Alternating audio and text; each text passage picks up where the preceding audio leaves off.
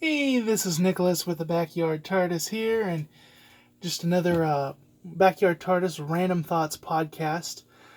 This time I'm going to be talking about the Xbox Gamescom. We had a PlayStation presentation later the next month, followed closely by a Nintendo Direct, and then two Nintendo Directs the month after that. So, kind of just going to go over all of them. Obviously, I'm more of a Nintendo guy, so I'm going to spend more time on that, but I'm going to go through them. Now, for the E3 conferences, Xbox really wowed me, really made me want to get a new Xbox. Realistically, the Switch is more my speed because I can do it on the job. I'm not doing it, at home that much, but Microsoft really sold me, especially with all their backward compatible stuff, how Game Pass is working, switching with the PC. They just had a lot that really impressed me. And they gave a presentation that was games, games, games, games, games. And sad to say, this presentation was talk, talk, talk. No game footage, very little game footage, talk, talk, talk, talk. It made me not want to get an Xbox system. I still have an interest, but now I'm no longer thinking about, well, how can I put it in the budget? Or should I start looking for one? Now I'm like, maybe I'll pick one of these up late in its life. Which is what I did with the PS4 and then never bought a PS4. Still might do that someday, but, if it is true backwards compatible with the PS5, then I'll probably be looking at that. So to go through, first off, there was the flight simulator, which had blown me away before, just at how realistic that looks. I am big into playing games. Even though I haven't played a lot of them, like Crimson Skies was huge. In the Sonic games, like when you get to control a biplane, Sonic's biplane, like that to me, Pilot Wings on the N64, like those games where you just take control of a plane and you have that free to go, that excites me. Now, I always thought of Flight Simulator as like these big commercial jet planes, this, so technical that it wouldn't be an interest to me, but this kind of really changed my mind on that. Now, this trailer was kind of interesting. It adds a World War II campaign. So I realized that Flight Simulator did a lot of those retro things. So that was kind of weird. And also sport racing. So it's also a racing sim. This just interested me more in it.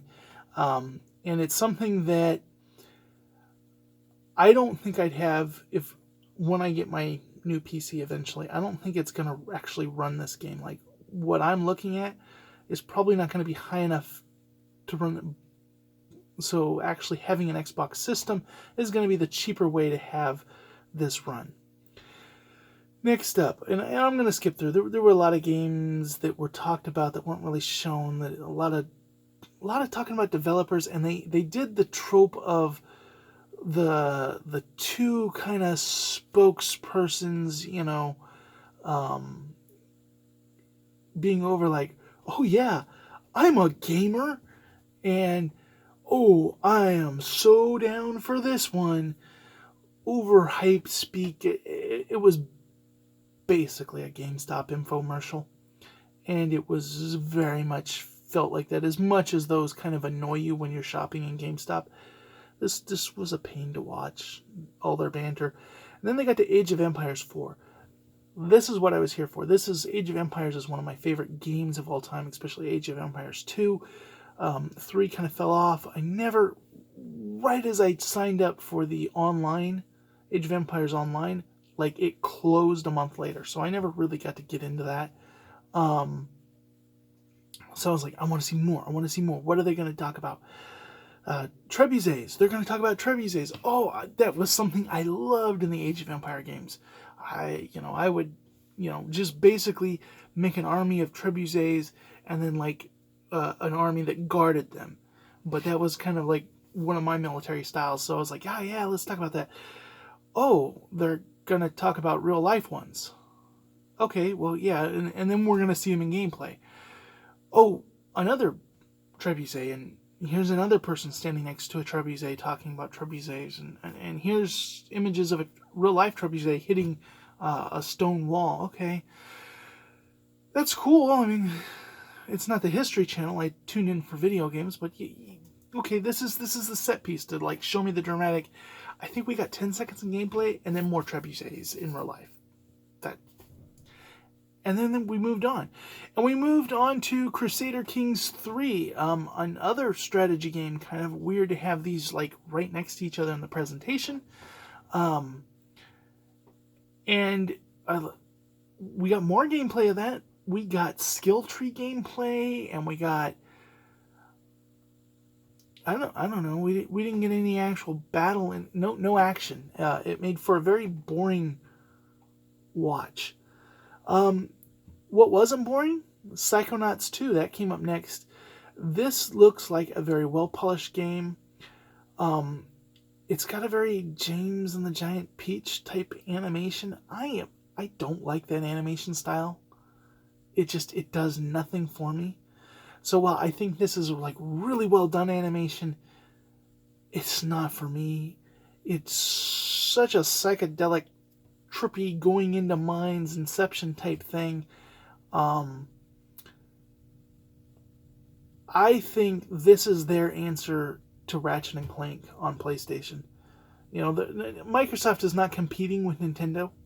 They don't consider Nintendo competition, but they do consider Sony competition. And Ratchet and Clank was like kind of a return to having platformers really big. Of course, they must have known that was in development, and lo and behold, they come out with this, and just that light there.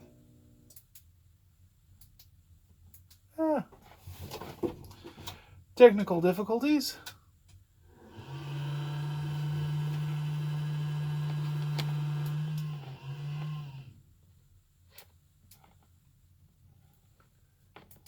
And we are back. Sorry about that.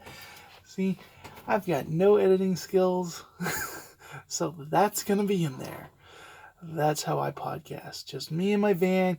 I just got off work. It's dark outside, running the light off the inverter.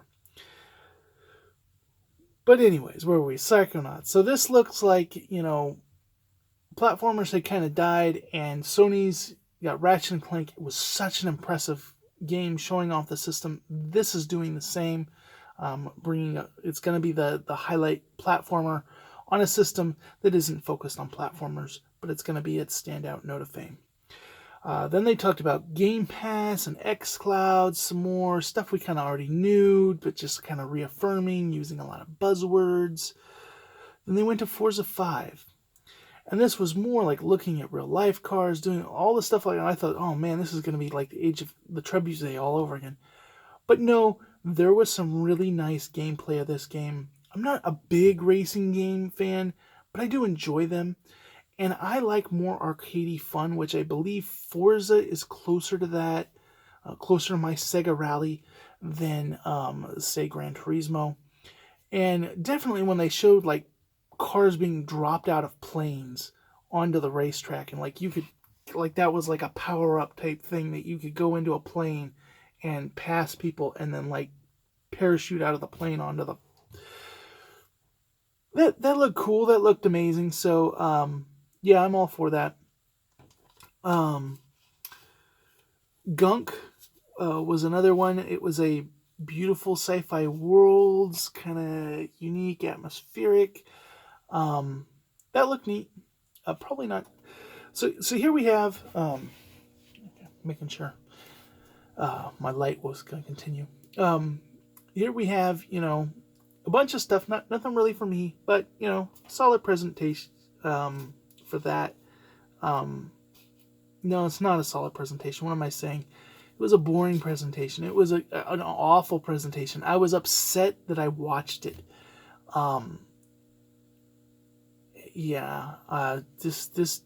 They were better off not showing me this. I was more ready to buy an Xbox before I watched this.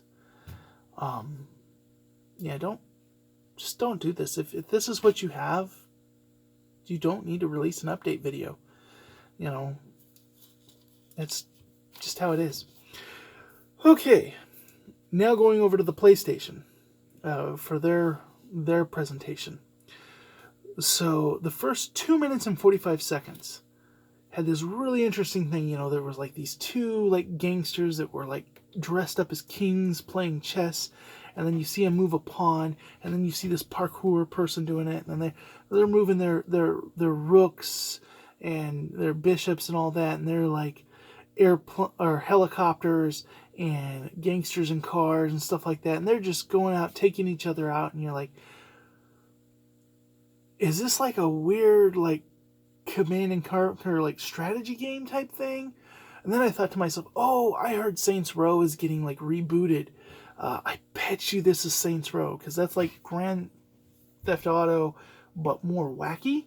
So I was totally like thinking it's that. No, this is like one of those PlayStation commercials that like has giant aliens attacking and monsters and all this going on, and a guy's going through it, and it's like, just play PlayStation, but none of it's based on any game. None of this was based on a game. That's okay for a TV spot to tell people cool things are happening on the PlayStation. That's not how you start a conference, because the people you're trying to capture on the TV aren't discerning customers. They don't know game brands. They don't know. They just see random flashy stuff and they go, I want that. When somebody's actually watching a press conference, that means they want to see Sony brands. They want to see, like, they don't want the fluff. But it looked cool. I will give it that. But it was kind of a weird, little bit of stumble out the gate. If it had actually been a game, I think it would have been a powerful start. But it wasn't. But the next thing was a pretty powerful start. Knights of the Old Republic getting the Final Fantasy VII treatment with a remake. Not just it's not a reboot. They're not going back and like completely cannibalizing the property, and they're not doing a remaster. So it's not just like updated graphics. They're like going back to the drawing board.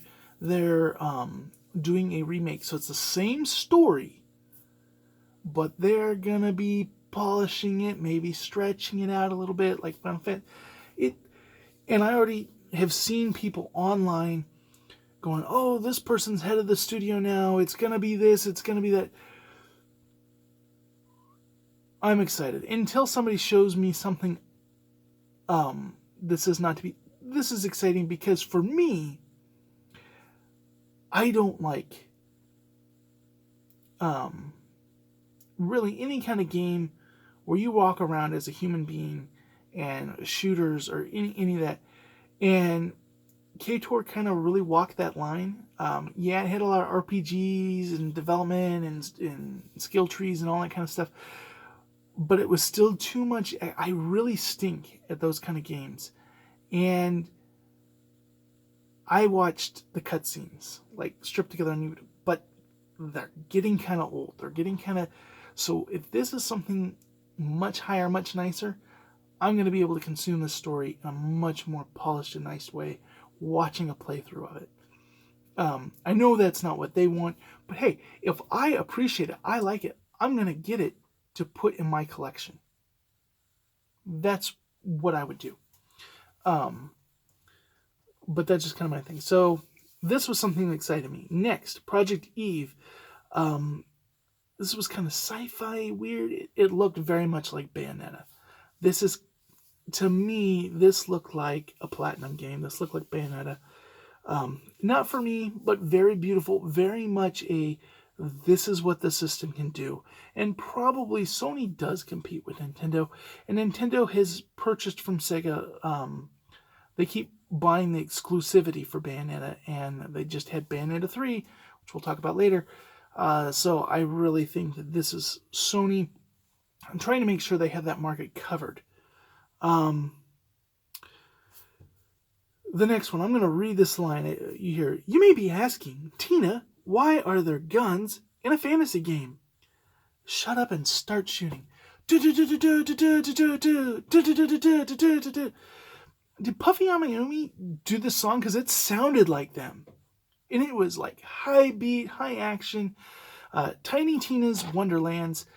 Once again, I dislike shooters. I'm not good at them. I don't have fun at them. I'm not really into the concept of them. But one of the things that I've kind of noticed, and I really thought, and I kind of gave Overwatch a little bit of a try, but Overwatch, that's definitely not for me. But like when the hero shooter kind of idea came out, I thought, oh, if we had like giant, instead of shooting matches, if we had like superhero brawl games, like 3D brawlers or something, I kind of thought like get wild, get crazy, get creative. We haven't really seen a whole lot of that. Like shooters are basically shooters, and so something like Splatoon really excited me because it's much more. I want to see characters like that play like Mario, going around and having some type of competitive, a paintball game that like controls like Mario or something like that. To me, something cutesy like that, but has like a lot of character, is a lot more interesting to me than like these super realistic shooters that try to do all this stuff more real, or even like but it's not creative enough. This was like all these different like giant mushrooms and ogres and all the stuff that you would find in like Warcraft or something like that, with machine guns and rocket launchers, and it was just crazy, and it was a very upbeat. And so a lot of these last few things, like this has been not a game for me, not a game for me, not a game for me, but every one of them I'm like, this presentation is doing it for me. This is everything Microsoft's presentation wasn't. Like, this is games, this is action. I think I like looking at these from a marketing point of view. I like gaming marketing. I actually only play a select few kinds of games. I'm more of a retro gamer, but I like the whole marketing part behind it. And this reminded me of a couple years ago when Sony had the one where they had Shenmue and Final Fantasy VII, and like they were just releasing like long time requested game. This just seems like, wow, this is unique game. If you're a Sony fan, like this had to be a killer presentation of all the stuff coming that you will eventually be able to play on that PlayStation 5 that you will someday be able to own, if you sell a kidney.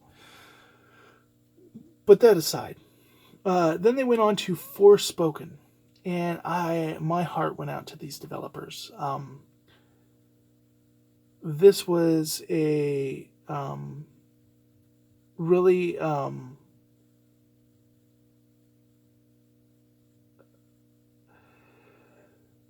basically they've probably spent the last 4 or 5 years working on this game, and they're getting ready to announce it, and right before they announce it, Shang-Chi comes out, and Shang-Chi is like the same basic plot as this game.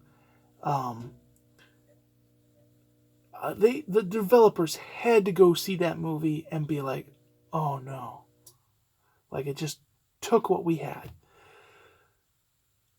Because that's basically what it is. It could be relabeled. Like, they could take out it's a woman who gets bracelets that give her superpowers. And then she gets transported to another realm. They could have basically reskinned that woman to look like Shang-Chi, because the superpowers work a lot like the Ten Rings do in the Shang-Chi movie. Yeah. Rainbow Six Extraction. It's a zombie game. I thought the Rainbow Six ones were the more real. I don't know. Not my thing. Alan Wake, first time on PlayStation. I thought all the Alan Wake games were on once again, I don't know. Maybe they were a Microsoft thing. I always thought of them as like a third party on everything. Maybe they were only on PC. I don't know. GTA 5 is on the PS5. GTA 5 came out on the PS3 at the end of its life. It was then upgraded to a PS4 game, and now we're celebrating that it is now a up-resed PS5. They've up-resed a PS3 game twice. So there's that. Ghost of Wire to Koyo, if I'm saying that right. He's fighting a smoke monster, kind of, like people are like disappearing, like in the Infinity War Snap, and he's fighting what's like the monster boss at the end of Loki, like the monster that like just ate everything. It's eating people, but it's not able to eat this one guy. I don't really know what's going on. There's people in like those masks that they wear at the theater. Is Kojima making this game? Because it feels like a Kojima game. Like, it makes no sense at all, and it looks super artsy. And it looks like one of those ones that will be talked about as, like, potential Game of the Year. It won't win Game of the Year, but people will throw it out there because it's all weird and artsy and Japanesey. It was interesting. More Guardians of the Galaxy stuff. More I see of this game, the more I have zero interest in it. I don't like the Guardians of the Galaxy. They're C, D tier Marvel heroes that the MCU has made famous. And they just don't do it for me. And the little bit that they do it for me in the movies, the weird, especially Peter Quill looks nothing like his movie counterpart, and that just really throws me off. I don't know why. He's probably more comic accurate, but yeah. Then we saw Blood Hunt, Deathloop, Kid and Machina Expedition. I've got notes here, but it's just a bunch of things.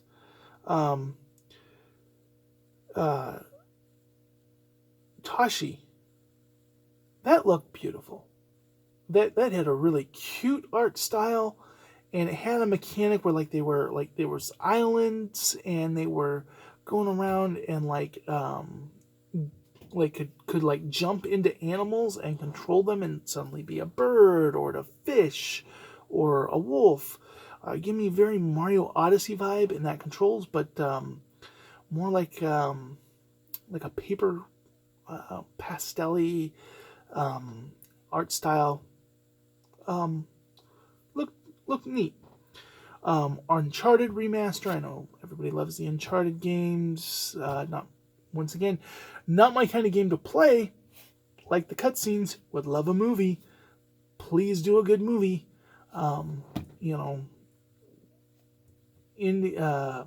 Ford might be getting a little too old to play Indiana Jones. Get Uncharted out while you can. Insomniac is doing Wolverine. I'm not a big Wolverine fan, and a game that just stars Wolverine is probably going to be more gore in that than I'm going to want, but Insomniac is doing it, and they can do a good game, so that's intriguing.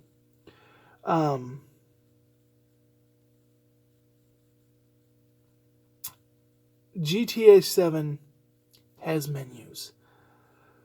This is the one time when I was kind of surprised, because I thought the one thing in Microsoft's presentation that actually showed gameplay that actually was something good was Forza, and GTA 7 was the one presentation in Sony's one that was like, let's look at all the option menus. You can customize this, you can do that. It was boring. I want to see actual racing. Why am I looking at menus? Spider-Man 2, Peter Parker, Miles Morales, and Venom all look like they're going to be playable characters. They're all going to have a story. That might get me to buy a PlayStation. I almost bought a PS4 for the Spider-Man game. this could get me into a PS5. And then finished off with God of War Ragnarok. They didn't show very much. They just showed that his son's a little bit older, so will he still be saying boy? I don't know. But the question is, how many gods has Christopher Judge killed at this point between Stargate and God of War? I don't know. But I'm sure this was like not a series that I'm into, but I am sure the Sony fanboys were going crazy over this because this is a big title for Sony fans. Okay, before I get into the Nintendo stuff, Doki V, a trailer dropped around the same time for this. It wasn't in any of the presentations. It's for Xbox, PlayStation, and PC. It is a Pokemon clone, but it's set in a dream world, and it's an open world online MMO. This looks amazing. This looks like what every Pokemon fan has been begging Nintendo to do. What if Nintendo would do? If Nintendo would do this on PC, mobile, and Switch, they would rake in ridiculous amount of money. They would boot, of course, all those like Chinese pay to win gotcha things that are like going crazy are like the top 10 games in the world right now that nobody in the US even knows about. Those are going to stay where they are. But if Pokemon did that, they would knock World of Warcraft, they would League of Legends, they would probably, they might even have a shot at taking Minecraft and like Fortnite and those, knocking them down a peg. That's how big a Pokemon MMO would be. And this just looked beautiful. And the character had kind of powers. Like he felt like Marty McFly, hoverboarding and this, like he's coming in. So he had kind of some action platformer to it. And it's like,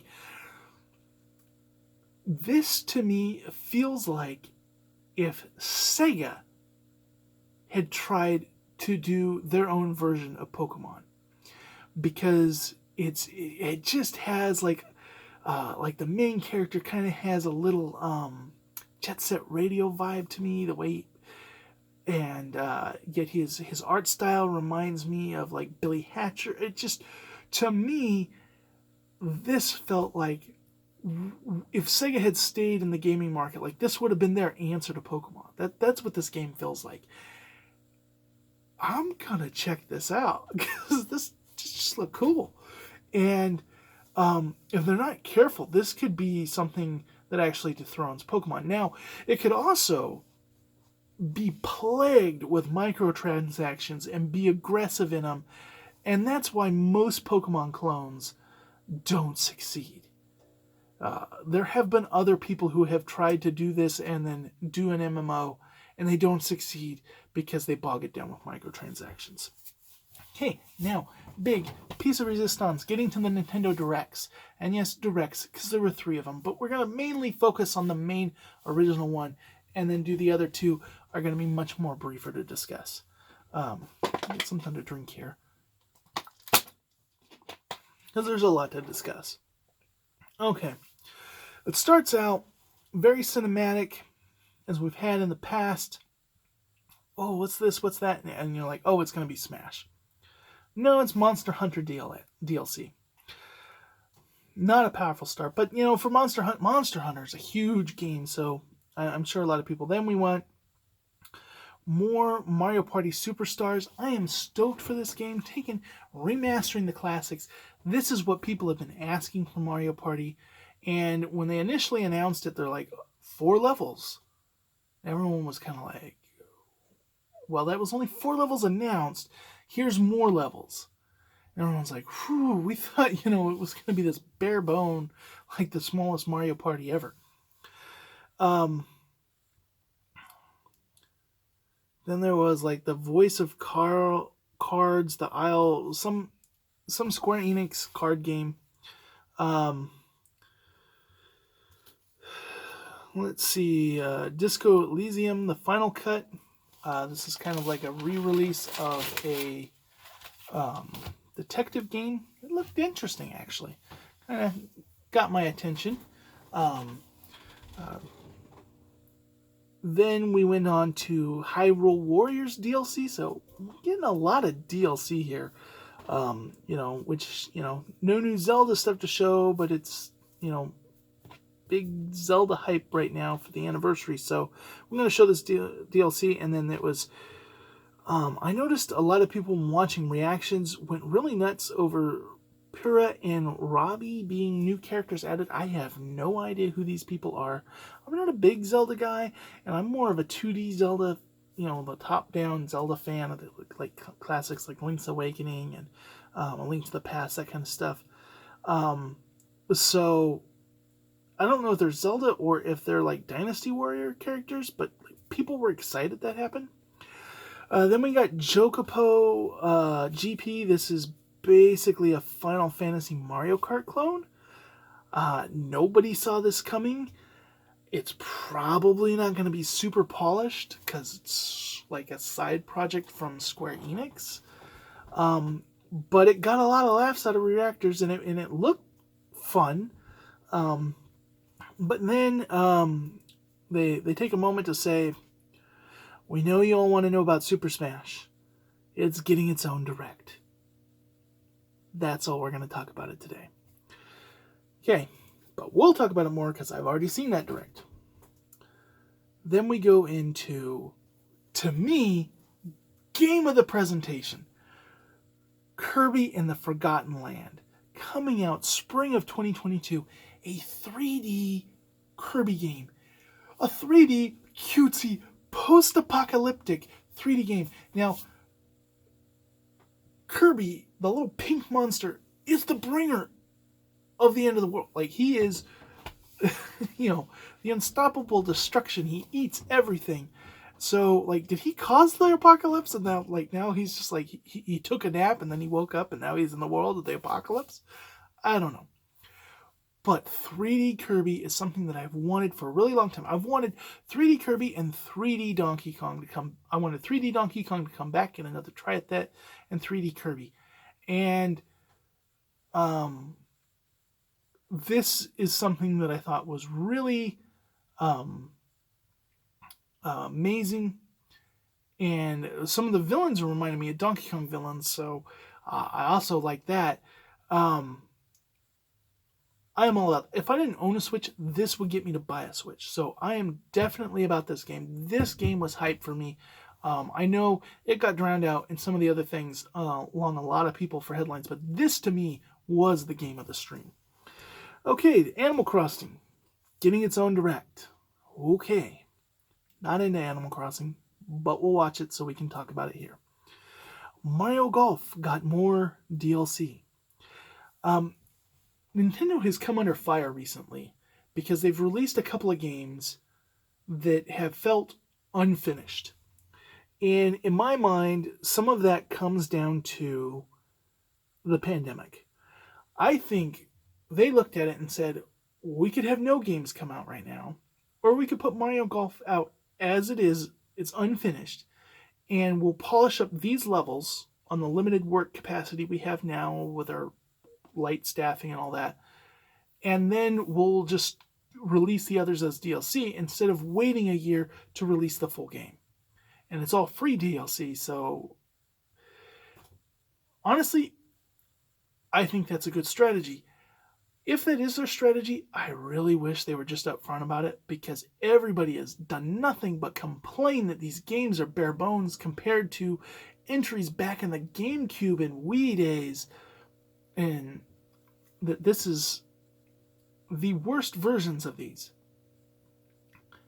Even though they're the most polished, they're just the most bare bones in features. And so if that was like their whole plan, if they had mapped that out from the beginning, people wouldn't be complaining. They would be happy that they were doing this and saying, why aren't other companies doing this? But that's not what they did. The next Super Smash Bros. Fake out that we'd already been told there wouldn't be here, but then we saw Mickey Mouse receiving a letter, and it's Disney's Magical World 2 like remaster edition, basically a 3DS game being put on the Switch. KTOR, Knights of the Old Republic. We saw it in the PlayStation, like they dropped that. That was a huge thing. Switch can't nowhere near handle that, so it is getting a just, a polished version of the original, which is cool. That's cool. So you play that on your Switch, and you get ready for the new thing, because like Final Fantasy VII, it's probably going to take 5 years to come out. They announced it now, but it's probably we're going to be getting trailers for like the PS6 and at the same E3 when they actually release Knights of the Old Republic Remastered. That's because that's how some of these are remake.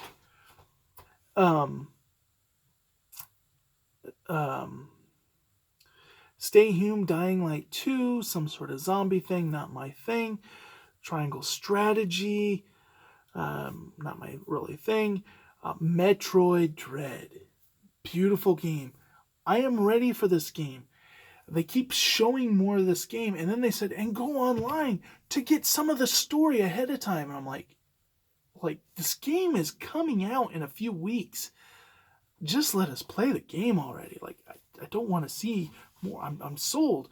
I know I am going to enjoy losing at this game. It looks so difficult, but it's so beautiful, and I've purchased it. I have it. I'm going to play it. Now the Nintendo Switch Online. We're going to talk about that more later, but we got the expansion with N64 and Genesis games. We got Ocarina of Time, Mario 64, Star Fox 64, Mario Kart, Mario Tennis, Banjo-Kazooie, big, whoa! Like, that's not just a third party. That's a big one. Now, if you're a Nintendo fan and you don't really know what's up with this Sega, this is a good selection of Sega games. You got Sonic 2, Streets of Rage 2, Rise Star, Gunstar Hero, Golden Axe, Shinobi 3, Contra, Castlevania. Like, they're just a whole bunch of like big titles from the Genesis. So I think that's a big thing, and that shows that Nintendo's going to be spending some money, and we'll get to that later. So then they do the Shadow Run Trilogy. I'm going to call this like the montage before the montage. So these are like games that they're being really quick about. They're showing, saying a blurb for a few minutes, and then going on to the next. No big presentation. Shadow Run Trilogy, Castlevania Advance Collection. I saw tons of people lose themselves over this. I know there are a ton of games that are really good on the Game Boy Advance that need to get ports. So this is good for them. ActRaiser Remastered. This blew me away. I saw it blew a lot of other reactors away. And then I read a little bit online, and it was like super buggy and unplayable. And that's why they like really hyped it up and shadow dropped it that day, so everybody ran out and bought it before they realized it was junk. But it looked pretty for the video. Deltarune Chapters 1 and 2. And now we get to the actual montage, which had like Hot Wheels Unleashed, Surviving Aftermath, Shin Megami Tensei 5. Like, how does that end up in a B-roll? Wreckfest, like the Pac-Man Namco like arcade games, Rune Factory 5. So there's your little montage. Now, I think the montage was at the wrong place. Because next, and I already talked about this on my last podcast, but next Miyamoto comes out and tells us that Chris Pratt is so cool and being the voice of Mario. And this is where like every reactor, like the next thing, it didn't matter. And so I'm not going to talk about the voice. I already discussed that, but this really broke up the pacing. I really think this should have been right before the montage, because the montages, the games that you want to showcase, but it's not games you're really giving the prime time to. And they put a game that needs the prime time after it, and nobody was talking about it, and that's Splatoon 3. And so, wow, how wacky, how, buzz that it gave this direct. I think the voice acting things being in the direct about the video games actually overshadowed all the video game talk. I think that and all the pricing and stuff for the other thing is like overtook it. But Splatoon 3. Splatoon is like the first shooter I really like. Like, I kind of liked GoldenEye on the N64. That was the first one I kind of got semi-decent at. I've always been bad at shooters. And everything ever since. Like, I tried to play like the Battlefront, or is it Battlefront? Whatever the Star Wars shooter is on Xbox. I tried to play that. I was not good at that. As much as I love Star Wars, I could not play that. I just stank. And the concept of going around and shooting people in a video game, it's never appealed to me. To me, video games are always about whimsy and whimsical, and Mario and Sonic and Donkey Kong and Kirby and that kind of stuff. I'm more of a platformer guy. Never been into the whole like going around and getting headshots and all that kind of. It's not my thing. Splatoon, very comical, very fun, very much platforming.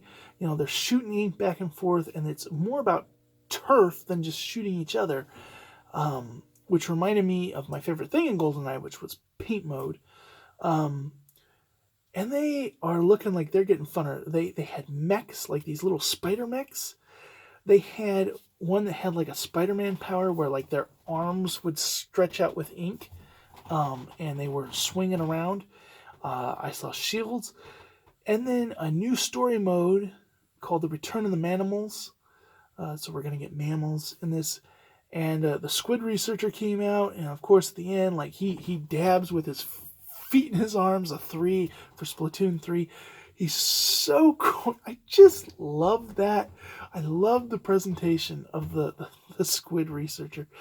I'm excited about this game. I didn't think we were gonna get another Splatoon in the Switch lifetime. I didn't really think that was a more than one release per system generation type franchise. But I like what they did. And they supported Splatoon 2 with a lot of DLC, which I haven't even finished it all, but this looks exciting. Their big finisher. Not a game I would have expected Nintendo to finish with, but Bayonetta 3. Now, I'm a Sega fan. I'm not a Bayonetta fan. Bayonetta does nothing for me. It's a very pretty game. It's a very weird game. It is nothing my kind of game. But as a Sega fan, I know it's a big success for Sega, even though Sega never seems to want to spend the money to publish it themselves. Instead, Nintendo is always doing that, but Sega gets money for that. And the way that it started, they're faking it out with the chains of whatever the other recent Astral Chain or whatever the other Platinum recent game that was on Nintendo, with a character from that, and then. But the fake out ends, Bayonetta comes in and says, sorry, I'm unfashionably late, but I'm ready to give you everything you want. And so it looks like everybody was like doom and gloom about this game, that, it's in development hell. Turns out the studio's not that big, and they had another game that they had already agreed to do that they had to finish up first. And so now they've done this game, and it's coming out, and it looks like what everybody wants, and so everybody's excited. Glad for that. Okay, so that was that direct. I think that was a great direct. I actually think, even though there was not really much in it for me, I think on presentation-wise, it's hard. It might go to Sony, but Nintendo through this round, the problem is some of the big things were bumped to their own individual directs, which I think is a good thing, but, it was a lot of DLC and announcements of other directs, but you had Splatoon 3, you had dropping that there's going to be this expansion to the Nintendo Switch Online, and you're getting N64 and Sega Genesis games, and they're releasing an N64 and Sega Genesis controller. Oh yeah, I forgot to mention that. Nintendo is producing a Sega Genesis controller, officially. 90s me would not believe it. But you had Metroid Other M, but see, that's not that big of a splash because we've already seen everything about that game to death. So was that a big splash? Of course, Bayonetta 3, Splatoon 3, the Kirby game, those were all huge. But everything else was kind of stuff that's already announced. Just kind of, and even though the Mario Party stuff really excited me, because it was a game that was announced and they presented it like DLC to a game that's not even out already, but it's stuff coming in the game. That was kind of weird. And then there was the movie talk, the Mario movie talk. So for me personally, the Nintendo one was a bigger deal, a better, but from a pure marketing standpoint, I think the Sony one was just a little bit better. But they're both running laps around what Microsoft presented. Okay, now on to the other ones. Smash character. It's Sora. So I went into this going, there's only three characters that people could possibly be universally happy with. There's no such thing as universally happy, but there are three characters that they could pick that most people would go, okay, yeah, I get it. That character, I bummed my character didn't make it, but that character, that's a solid pick. Had it been a Pokemon from the next Pokemon game, or had it been another,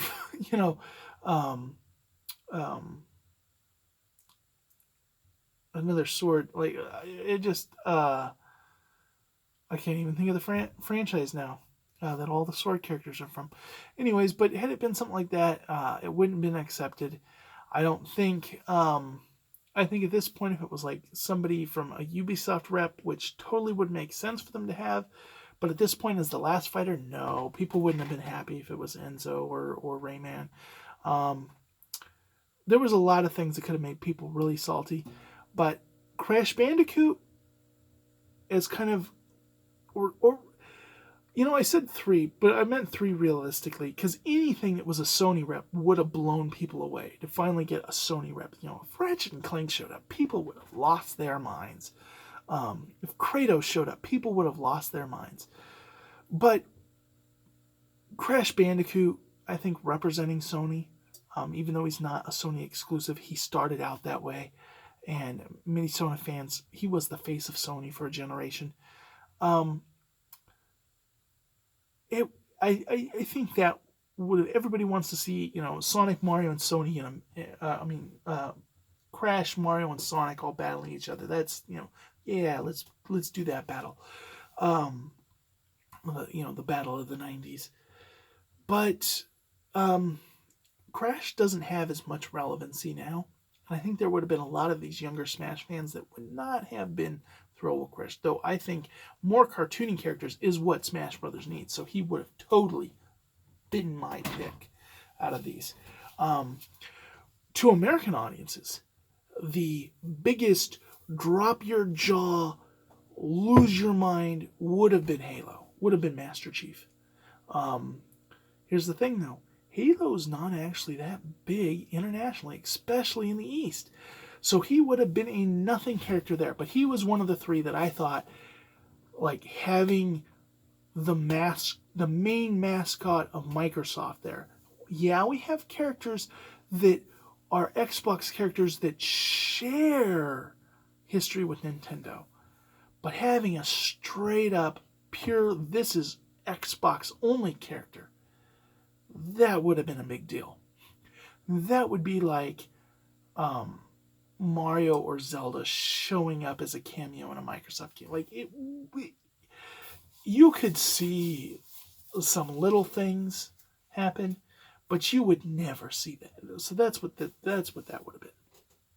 But Sora from Kingdom Hearts, huge game over in the East, fairly decent sized game here, and it is a huge crossover with all the Disney properties. So all the Disney fans love this character. It's a huge RPG, massive character. It makes sense, and it's one of the hardest characters you can imagine, because you're not only dealing with Square, who is one of the hardest people they've had to deal with. I think has been like Konami and Square, like they've been the most stingy on music and stuff like that. And then, so their licensing deals have been like some of the hardest. Then you end the impossible task of Disney in there, and it's amazing it made it in. And the way he came into the whole Peter Pan, like the whole presentation blew me away. And you could tell that Sakurai was like totally into it. He's putting up the posters. Like every time they go back to gameplay, and when it comes back, like he's putting up another poster. And it was so cute. And everyone's like, I can't be over. Like Nintendo can't walk away. Here's the thing. Japanese developers respect their artists a lot of ways. They won't make something without the artist's permission sometimes. I think Smash is a big enough property that we're gonna see more Smash, but Smash Ultimate, he's done. And the thing is, if they try to say, no, we're gonna do more characters, he can't say no. There's a part of him that can't say no. He's been hospitalized multiple times because he's a workaholic and kind of a bit of a control freak. And it's his baby, and he's got to be involved in it, and nobody else can mess it up. And he's realized that he's retiring from the gaming industry. Will there be another Smash Brothers? Yes. Probably on the next system, what we're going to have is they're going to basically package all these DLCs together and have like the ultimate Smash or whatever. And they've probably already worked that into the licensing so that they can get like a decade out of this game. And maybe there'll be some DLC then for that by another person. Don't know, but out of respect, they probably not. There'll probably never be DLC added to this game. What I imagine is they're going to have to go next, is they're going to have to go smaller and change the game up a bit. Maybe they're going to do more like a 3D fighter. Maybe they'll do more closer up and do more like a Smash Brothers that's like... more like a Marvel versus Capcom style. I imagine they're going to change up the formula of Smash so that it gives them an excuse to go back to a smaller roster, but it's different from previous Smash, so that they can have a port of this on the next system, and then the next Smash game is something different that allows them to go back to a small cast and release DLC characters. Just my thought. Now we have, how are we doing on time? Oh, we're almost out of time. So, Animal Crossing. Lots of stuff for the free DLC. This seems like stuff they should have been trickling out, not releasing all at once. But then there's the paid DLC, the Happy Home Paradise for $25. But I saw a lot of people were like, wow, that's like a whole new game. That brings us into the Switch Online. I've only got a few minutes before I run out of space on my camera. So... let's talk about this. So Switch Online for one person is $20. For a family is $40. For the expansion, for one person is $50, and for the family, $80. That's that's more than double. And Nintendo fans are freaking out about this. Xbox Live. It's the big $60 a year. Xbox Game Pass, $120 a year. So for their version of what Nintendo is doing is $180 a year. And you go, they're offering a lot more. But Nintendo is trying to charge you $50 a year. Microsoft is charging you $180 a year. Now previously Nintendo was charging $20 a year, and people were going, why is your service so poor? Why aren't you more like Microsoft? Because they're only charging $20 a year. They're not making enough money to have servers and pay for licensing for games. Do I think that this $50 a year is going to get them on par with Microsoft? No way. But I do think it's going to help them to improve. We already saw that. We're seeing them license Banjo-Kazooie from Microsoft. We're seeing these Genesis games. This is not just occasional third parties on the SNES and NES games.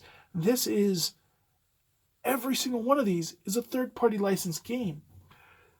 That shows that they're willing to spend some money now. We're getting the DLC, so if you're an Animal Crossing fan, you have that as an incentive.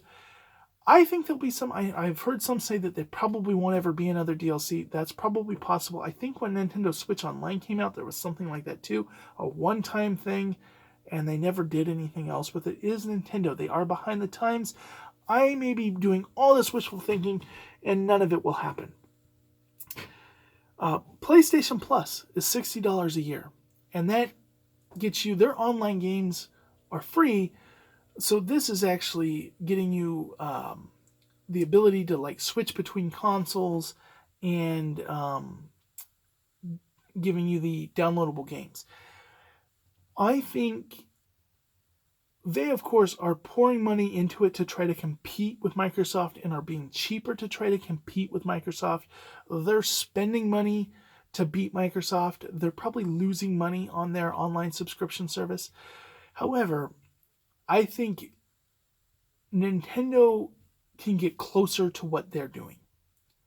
They're not going to anywhere near touch Microsoft. But asking for this more money is it. So as a Nintendo fan, I'm excited. Now, I'm cautiously excited because this could be just charging us more money for nothing. But I am excited. Anyways, my time is run now. That's my thoughts on all these things. Some exciting stuff. I don't care if it's $50. I'm getting the N64 and I'm getting the Genesis controller. I think it's silly that you have to have an online membership to buy them, but hey, that is what it is.